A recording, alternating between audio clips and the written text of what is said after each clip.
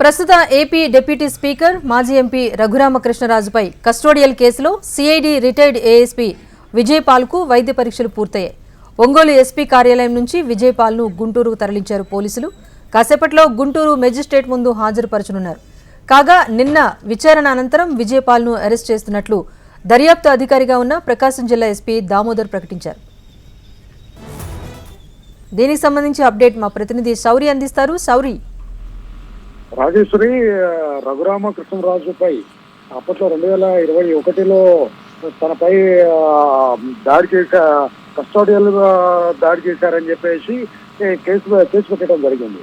అయితే ఈ కేసుని విచారణ అధికారిగా ప్రకాశం జిల్లా ఎస్పీ ఏఆర్ దామోదర్ కి ఇవ్వడం జరిగింది. ఏఆర్ దామోదర్ ఈ కేసును విచారణ జరుపుతున్నారు.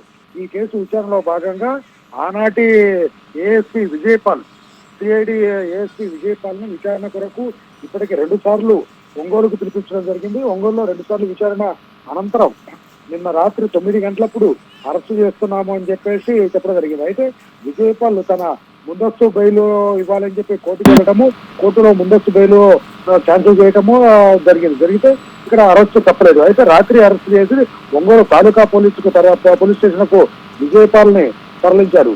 అయితే ఉదయం ఒంగోలు తాలూకా పోలీస్ స్టేషన్ లో వైద్య పరీక్షలు నిర్వహించిన అనంతరం విజయపాల్ ను గుంటూరుకు తీసుకెళ్లడం జరిగింది. గుంటూరులో మెజిస్ట్రేట్ ముందు హాజరుపరిచి ఇతను రిమాండ్ కు తరలించే అవకాశం ఉంది. అయితే ఈ కస్టోడియల్ టైంలో థర్డ్ డిగ్రీ ప్రయోగించారని చెప్పేసి ఇప్పుడు ప్రస్తుత డిప్యూటీ స్పీకర్ రఘురామకృష్ణరాజు ఈ కేసు పెట్టడంతో అప్పటి నుంచి ఈ కేసు కొంత సెన్సేషనల్ గా మారింది. అయితే ఆ టైంలో ఏఎస్పీగా ఉన్న విజయపాల్ ఈ కేసులో కీలకంగా మారారు.